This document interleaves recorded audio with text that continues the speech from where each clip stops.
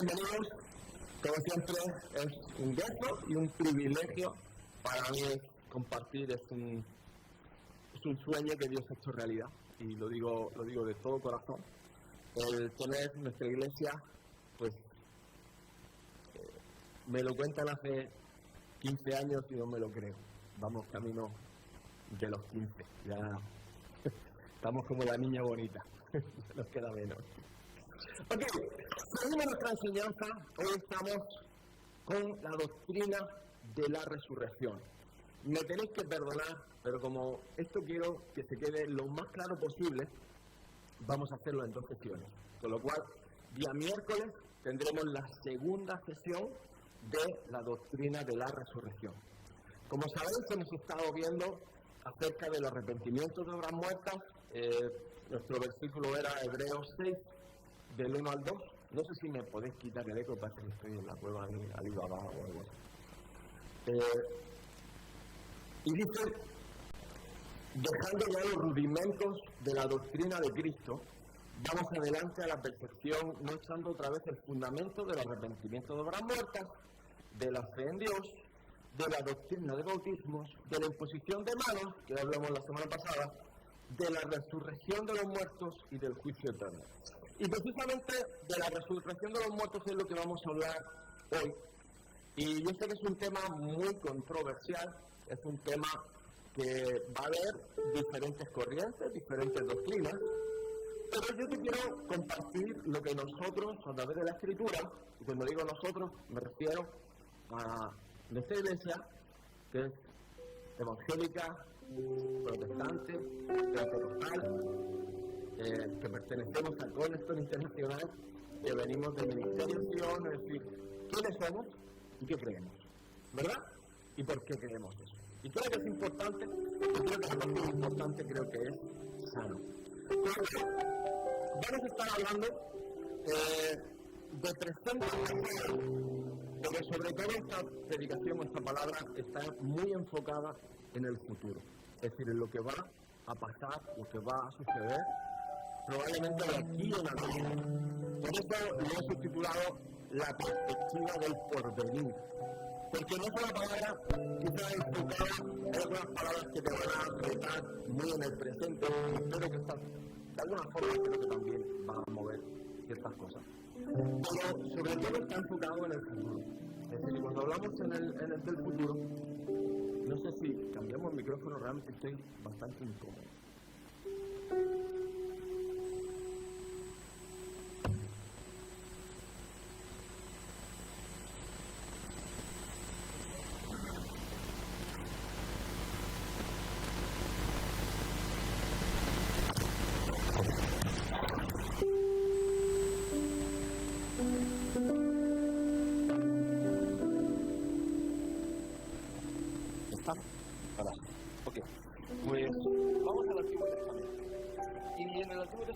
La primera escritura que tenemos es Job 19, 25 al 27. Y dice Job, yo sé que mi Redentor vive y al fin se levantará sobre el polvo. Después de deshecha está mi piel, en mi carne he de ver a Dios, al cual veré por mí mismo. Mis ojos lo verán y no otro, aunque mi corazón desfallece dentro de mí. Hablamos de que Job, en su perspectiva, él era un hombre justo que ofrecía ofrendas y sacrificios por toda su casa, por toda su familia. Y un día llega Satanás, llega el diablo, llega delante del trono de Dios. Todos yo creo que sabemos que el diablo es el acusador. Es decir, él va a llegar a acusarte, no solo a ti, sino te va a acusar delante del trono de justicia. Es decir, por eso dice la palabra, abogado tenemos para con el Padre, que es Cristo Jesús. Tenemos un intercesor, un mediador, el Espíritu Santo, pero también hay una parte que hace de fiscalía, hace de acusadora a través del pecado, y ese es Satanás, ese es el diablo, ¿vale? Entonces, dejando eso claro, el Satanás pide permiso al Señor, y esto es importante que entiendas esto. Pide permiso al Señor para tratar y para demostrarle al Señor que Job, aunque parecía justo, cuando se le quitara toda la bendición, iba a maldecir. cuando se le quitaran sus hijos, cuando se le quitaran sus riquezas, cuando se le quitaran todo lo que él podía amar, automáticamente iba mal. Y por eso Job hace esta frase y me parece muy, muy importante. Yo sé que el que me tiene que redimir, el que me tiene que restaurar, y que se levantará del polvo al cielo. Está profetizando acerca de la resurrección de Jesús. Después de que mi piel, es decir, mi sensibilidad está deshecha, mi persona debe ver a Dios. Y no solo de una manera figurada, sino a través de la fe.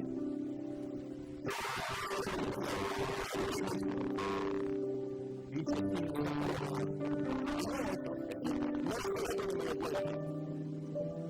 aunque en este momento esté roto por dentro. Y para nosotros ha sido importante este mensaje, porque yo puedo entender esto, de que la sensibilidad, mi corazón esté roto por dentro.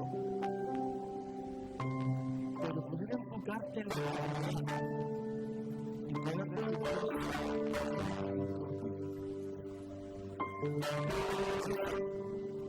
un día lo voy a ver, por mínimo lo voy a ver.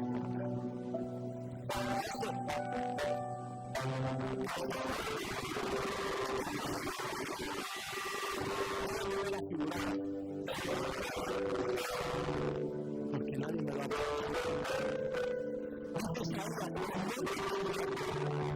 Sus cadáveres resucitarán. Despertad y cantad, moradores del polvo, porque tu rocío es el rocío de hortalizas y la tierra dará sus muertos. Es decir, el profeta Isaías está hablando de la resurrección de aquellos que ya han partido con el Señor. Y que no solo se van a levantar del polvo, sino que van a alabar a Dios y van a cantar salmos a su nombre.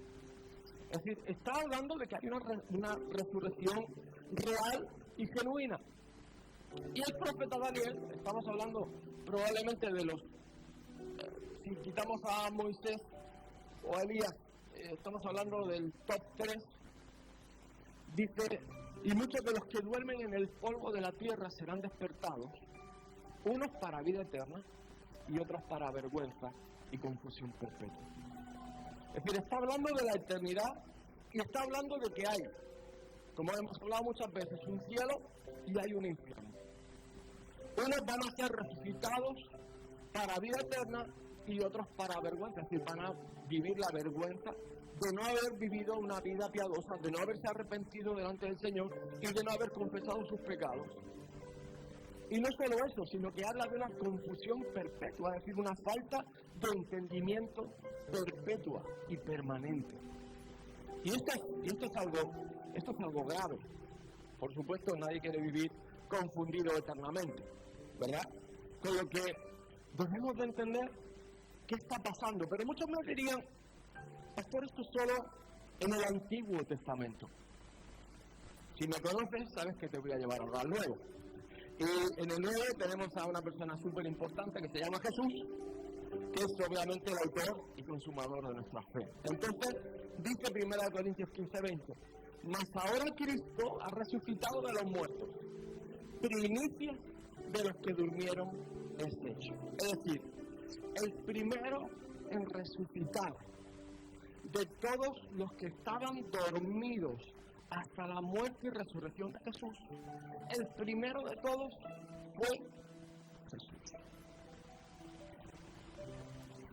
Hasta ese entonces estaba lo que era el seno de Abraham, algunos lo llaman el limbo, en la tradición católica se llama el purgatorio, que no es tal cual porque no hay ninguna referencia donde tú puedas pasar expiación por tus pecados, pero sí hay, por ejemplo, cuando el joven Lázaro tiene esa visión del joven rico, sí estaba en el seno de Abraham y tiene esa revelación neotestamentaria, ¿no?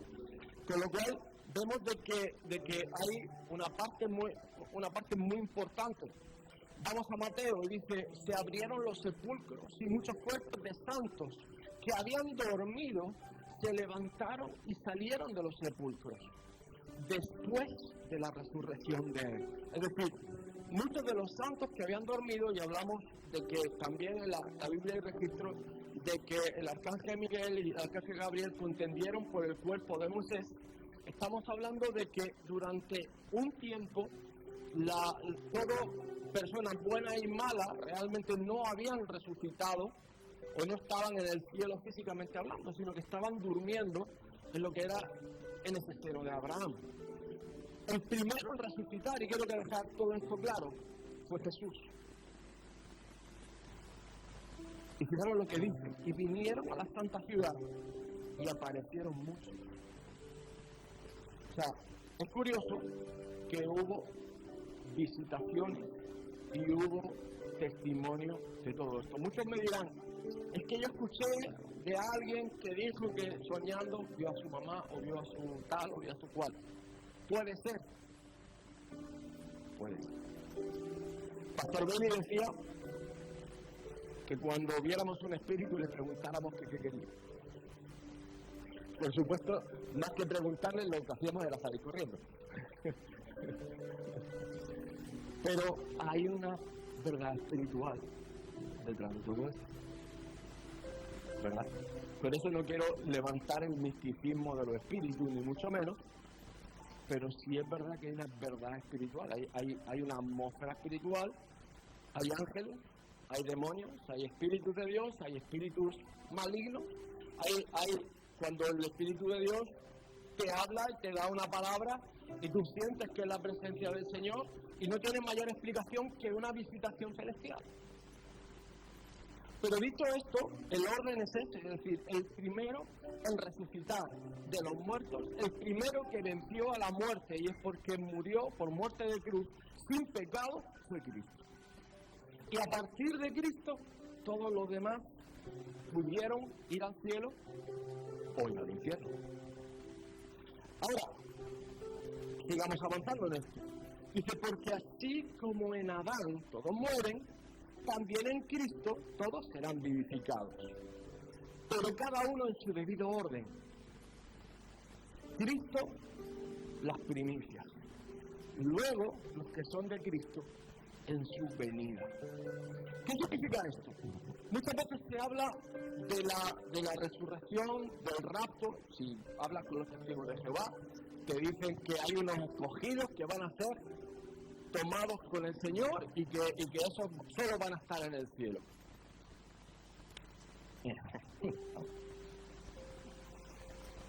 Lo que sí hay son dos grupos de resurrección. Es decir, cuando venga Cristo en la segunda venida, va a haber un grupo de personas que resuciten con Él y que gobiernen durante el milenio con Cristo. Y tú dirás, ¿y el resto? El resto resucitará en los nuevos cielos, nueva tierra, después del milenio. ¿Sí? Pero hay una primera resurrección. Hay un primer tiempo que es después de la venida de Cristo. Es decir, Cristo va a marcar siempre los tiempos. Por eso dice, cada uno en su debido orden. Cristo, las primicias. Y luego al resucitar, los que son de Cristo en su venida. Eso no significa que no haya personas que estén en el cielo durante ese tiempo, o que estén en el infierno durante ese tiempo. Hablamos de la resurrección. Por supuesto, me vas a preguntar qué es la resurrección. Y para eso estoy, para responderte. El cuerpo de Cristo es nuestro ejemplo. Cristo va a ser el ejemplo. Con lo cual, el cuerpo de Cristo se levantó al tercer día después de su muerte y sepultura. Y pasa algo tremendo. Su cuerpo, su alma y su espíritu se unen de nuevo para formar una personalidad completa. Y el patrón de Cristo es lo que establece un patrón para cada uno de nosotros. ¿Me explico? Es decir, Cristo va a ser el patrón para cada uno de nosotros. La pregunta es, cuando Cristo se aparece de nuevo a los apóstoles por esos 40 días, cuando hablamos de que Cristo estaba en la orilla y Pedro se baja de la barca, ¿estamos hablando, Cristo vino a la tierra en persona?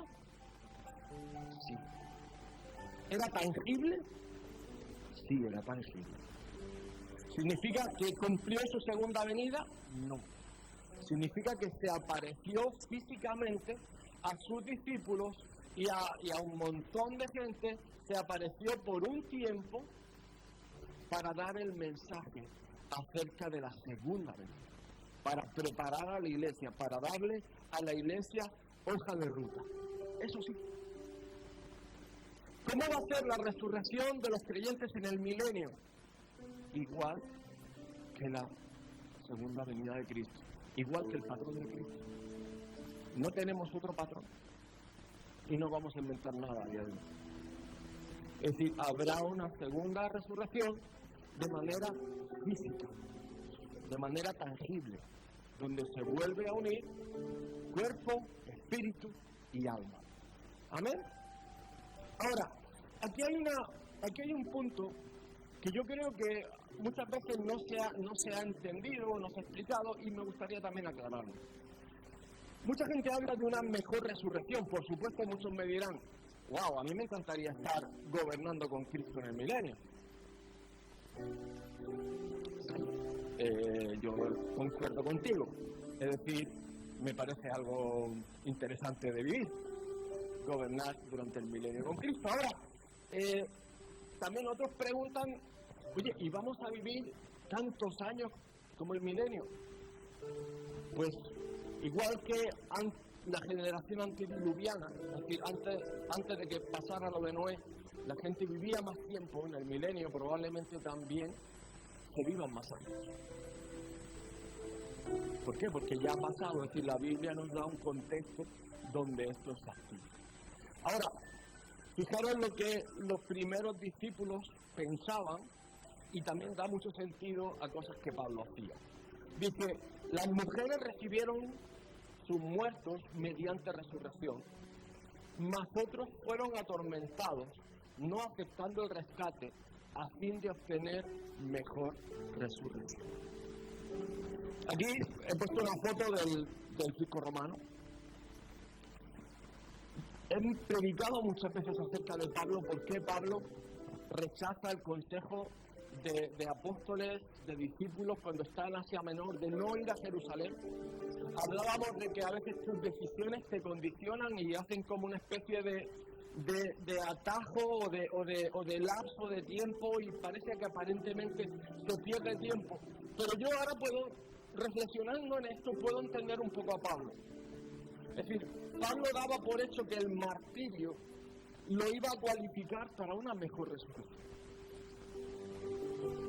Y muchos discípulos pensaban que el propio martirio, igual que el propio Pedro, es decir, cuando decide, yo no quiero que me crucifiquen cabeza arriba como el Señor, no soy digno de eso.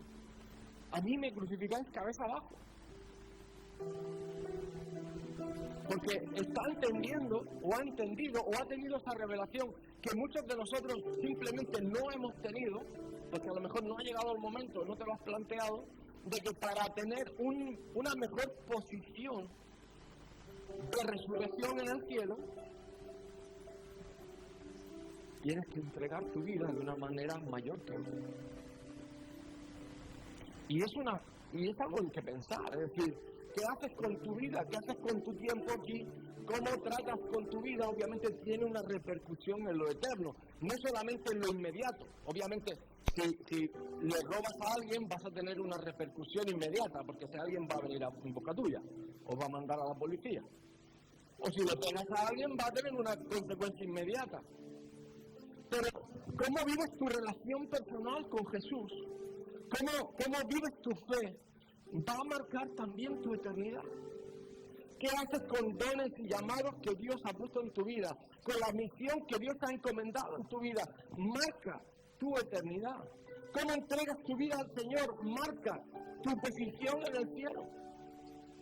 Pastor Bailey nos contaba, yo creo que es la persona con mayor espiritualidad que hemos conocido. Él contaba que él tenía visitaciones angelicales. Y una de ellas, cuando su mujer fallece, había pasado una enfermedad con cáncer y aquello fue complicado, aquello fue delicado. Pero dice que en una de esas noches donde él estaba meditando en el Señor, se le aparece un ángel. Y dentro del rollo que el ángel traía, le ponía como asignatura. Y le ponía matrimonio aprobado. Igualmente eso a mí me hace pensar, es decir, que tengamos áreas de nuestra vida donde papás y mamás aprobados, matrimonio aprobados, pastorado aprobado, trabajo aprobado, escuela aprobado. Yo me pueda reportar delante del Señor, es decir, si el Señor te da gracia y capacidad para desempeñar tal y cual cosa, porque Dios te ha creado con capacidad, que cuando te presentas delante del Señor, el Señor ponga, es aprobado, has pasado la calificación. He visto lo que has hecho, bien hecho, buen siervo fiel. Aquí tienes tu corona, aquí tienes esta perla que has sembrado, con lágrimas, con sacrificio, con esfuerzo. Por supuesto, nada es gratis. Aquí tienes tu recompensa. Y nos tiene que cambiar nuestra perspectiva juiciosa de ver el cristianismo, de algo teórico a algo donde nuestra vida realmente se ve comprometida, porque está comprometida la eternidad. Y ahí es donde digo, te lanzo la pregunta. Entonces, pastor, ¿somos salvos por gracia o por meritocracia? Y ahí es donde tengo que contestarte. La salvación es por gracia, gratuita, fácil, sencilla y rápida. Todo aquel que confesar el nombre de Cristo Jesús será salvo. Y se arrepintieron de sus pecados. Hasta ahí, todos amigos. Pero eso es solo el principio. Eso es solo el principio. La salvación se pierde si tú te afirmaste en tu corazón y has decidido seguir a Jesús y perseveras hasta el final. No, obviamente no pierdes. Si te apartas de Él y vives como te da la gana, sí se pierde la salvación. Con eso, muchos me dirán, ¿y aquellos que nunca conocieron al Señor? Bueno, la palabra dice que el Señor se presenta a aquellos que no lo invocaron, a aquellos que no lo conocieron y a aquellos que no invocaron su nombre. Es decir, Dios vino al mundo a salvar a todos, no a unos o a otros, a todos.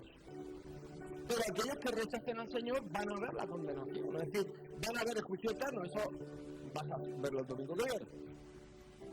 Pero va a marcar tu eternidad cómo vives tu vida en la tierra. Y eso no es negociable. Es decir, yo no puedo intermediar por eso, puedo guiarte a que vayas a un mayor conocimiento del Señor. Y de eso se trata. El hacer discípulos, al final, es un mandamiento para todos y cada uno de nosotros.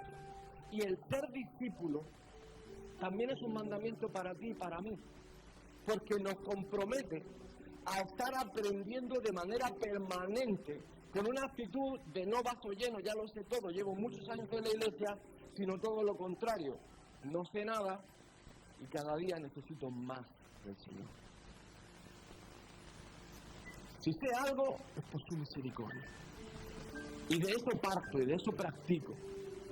Pero lo demás, cada día tiene su misericordia, cada día tiene sus pruebas, cada día tiene su afán, cada día estás como cuando estás usando las matemáticas y no aprendes a sumar, a restar todos los días, a multiplicar o dividir. Pero cuando estás trabajando, estás usando la resta, la suma, la multiplicación, la división, y lo estás usando de manera natural. Y hay muchas cosas que has aprendido durante el transcurso de tu vida que vas a usar de manera natural dentro del cristianismo. Ahora van a venir retos que van a necesitar de un poquito más de revelación de Dios, un poquito más del conocimiento del Espíritu Santo. Va a haber preguntas que no van a tener respuesta de ningún tipo, y ahí es donde necesitas tener esa intimidad con Dios para que esa respuesta te sea revelada, para que tú puedas encontrar paz en tu corazón, para que tú puedas encontrar descanso en tu alma. Necesitas acercarte a Dios y necesitas tener una relación personal. Por eso es importante tener claro que todos algún día vamos a experimentar esta resurrección. Y va a depender de tu vida y cómo viviste, en qué lugar vas a estar. ¿Y en qué posición vas a estar? Fijaros lo que dice 1 Corintios 15, 51, 56. Dice, he aquí os digo un misterio. No todos dormiremos, pero todos seremos transformados. Es decir, todos seremos transformados en espíritu. Unos van a reinar con Cristo en el milenio y otros no. En un momento, en un abrir de ojos, a la final trompeta, porque se tocará trompeta, y los muertos serán resucitados incorruptibles. Y nosotros seremos transformados, porque es necesario que esto corruptible se vista de incorrupción. Porque es necesario, y esto mortal se vista de inmortalidad. Y cuando esto incorruptible se haya vestido de incorrupción, y esto mortal se haya vestido de inmortalidad, entonces se cumplirá la palabra que está escrita. Sorbida es la muerte en victoria. ¿Dónde está, oh muerte, tu aguijón? ¿Dónde es sepulcro tu victoria? Ya que el aguijón de la muerte es el pecado y el poder del pecado la ley. No sé si esto se entiende o no se entiende, pero voy a intentar resumírtelo. El apóstol Pablo está citando a Oseas, al Antiguo Testamento. El apóstol Pablo está diciendo que la muerte ha sido vencida a través del sacrificio de Cristo Jesús en la cruz, lo que nos abre el camino a la resurrección.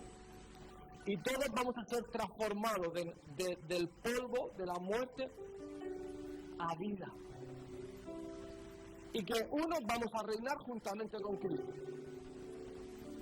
Otros seremos transformados y estaremos en el cielo. Estamos hablando de la segunda venida de Cristo, estamos hablando del reino milenial.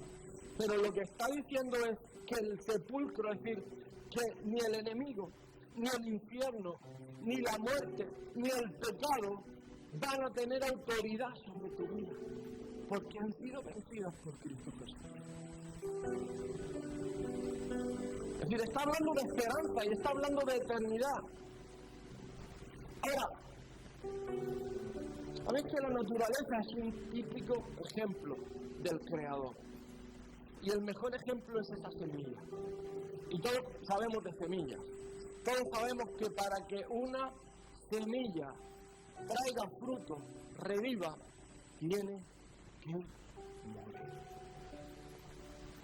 Y necesita ser transformada. Y esto es testimonio de la resurrección. Para que una semilla germine y florezca, tiene que morir. Y tiene que sembrarse en el suelo, con lo cual, por eso cumplimos el mandato de Dios. Todos vamos a ver una muerte segura, más tarde o más temprano. Todos tenemos que pasar por la muerte. Todos volveremos al polvo, como dice Eclesiastés, del polvo venimos y del polvo volveremos. Todos tenemos que pasar por ahí, pero es el Espíritu de Dios que va a ser insuflado en ti, el que traiga la resurrección hacia la vida eterna. ¿Cómo sea esa resurrección? Depende de tu tiempo de espera. Por eso dice el apóstol Pablo, a fin de conocerle, y empieza a hablar de cosas serias, y el poder de su resurrección, y la participación de sus padecimientos, llegando a ser semejante a él en su muerte. Si en alguna manera llegase a la resurrección de entre los muertos, no que lo haya alcanzado ya, ni que ya sea perfecto, sino que prosigo por ver si logro así, si coger, alcanzar aquello para lo cual también fue fui cogido por Dios, por Cristo Jesús.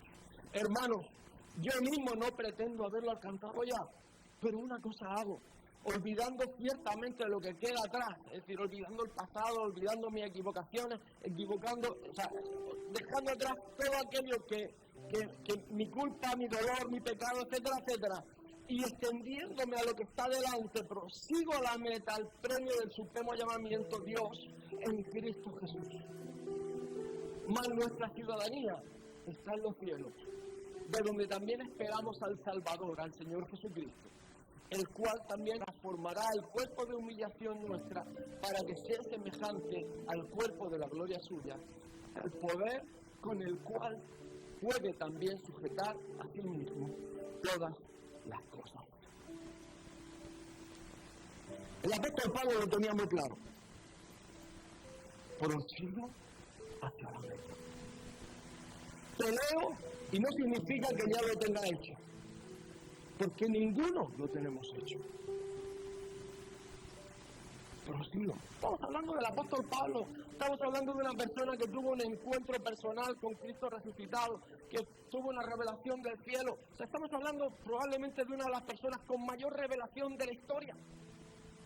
Y está diciendo claramente, señores, prosigo, persevero, sigo luchando, no me rindo, no me acomodo. El pecado generacional de este tiempo es el acomodo, el me acomodo a lo que tengo, a lo que esté. Estoy bien. Si algo veo en Pablo es que no se acomoda, que no se conforma, que si hay algo de verdad, quiere saberlo. Si hay algo genuino, quiere tenerlo. Si hay algo glorioso en la eternidad, yo no me conformo con entrar de refilón en el último minuto. Quiero pilotar. Quiero estar en el vagón de cabeza. Porque en el vagón de cabeza se ven las señales. En el vagón de cabeza se ve por dónde se va. En el vagón de cabeza se ve cuando estás cerca y cuando estás lejos. Es la diferencia entre pillar coletazos o ser punta de largo. Romanos 53. Y no solo ella, sino que también nosotros mismos, que tenemos las primicias del Espíritu, nosotros gemimos dentro de nosotros mismos esperando la adopción, la redención de nuestro cuerpo. El apóstol Pablo terminaba su carrera y ya estaba pensando en la eternidad. Esta era fue de la última en escribir. Y ya estaba enfocándose en la eternidad. Ahora, esta sesión la termino aquí y hablaremos más de mi acuerdo. Quiero que entiendas una cosa. La cosa no termina hasta que te vayas con el Señor.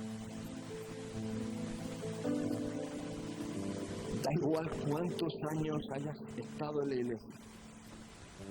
La cosa no termina hasta que te encuentres con el Señor. Por lo tanto, tenemos que pasar dos cosas.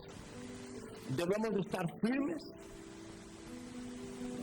inmutables, es decir, hoy sí, mañana no, olvídate, hoy sí, mañana también y el que viene seguro, siempre extendiendo la obra del Señor. Con un objetivo claro.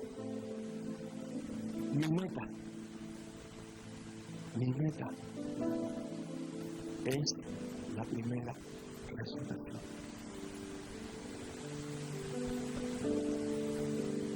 Si quieres jugar a otra cosa, no cuentes conmigo. Mi meta es esa primera resurrección. Y tengo motivos de peso. Quiero estar ahí. Amén. Ponte aquí. Gloria a tu nombre, Jesús. Te amamos, Señor, te damos toda la gloria, Padre. Te pido, Señor, que sigas conmoviendo tu iglesia, Señor, que sigas avivando tu iglesia, Señor, avivando nuestros corazones, Padre, que entendamos, Señor, este principio. Que en el tormedito, gracias, Señor, es por tu gracia que somos salvos.